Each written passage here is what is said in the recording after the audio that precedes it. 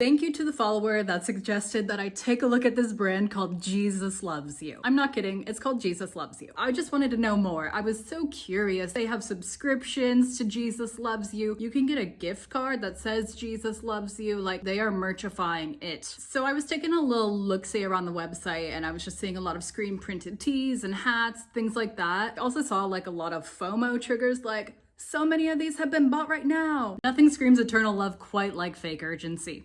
When I was looking further at the website, I wasn't seeing any of the material contents regarding the products. And on top of that, Jesus Loves You is not going to allow for returns, and they also aren't putting their important business information that they should probably put in their terms and conditions.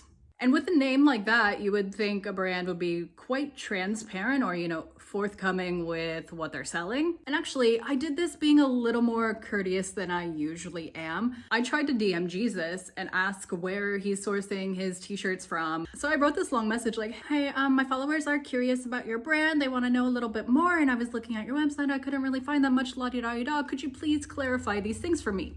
Jesus Loves You did not respond. So I had to do some digging, As they say in the Bible, I don't know, I haven't read it, seek and you shall find. So I started looking at Depop, eBay, and I found some garment tags. And sometimes when I was looking, the tags would say like designed for conversations. Well, I'll start a conversation for you. Where the F are your clothes made? And it turns out that Jesus might be a fan of Gildan and Otto. Gildan is basically like the McDonald's for blank tees and sweatshirts. Gildan tags were sourced from factories in Honduras, El Salvador, Guatemala, Dominican Republic, Haiti, I believe. And if you search like Gildan plus the country name, you're gonna find tons of articles about human rights and labor abuses. And then we had Otto. It's basically Gildan, okay, for hats. And they'll also market themselves as like, we're printing these in the USA, but you'll see on the tags and through import records that they source from Myanmar. What is Jesus' stance on like military dictatorship? I did a little video in the past about Myanmar and how it's really not a great place to work because it is under like a military dictatorship. And it's clearly been urged for years for brands to leave Myanmar because if they are sourcing from there, they are benefiting from an environment of fear, forced labor, and exploitation. Sounds like a perfect place for me to bulk order my teas and put some religious phrasing on it and sell it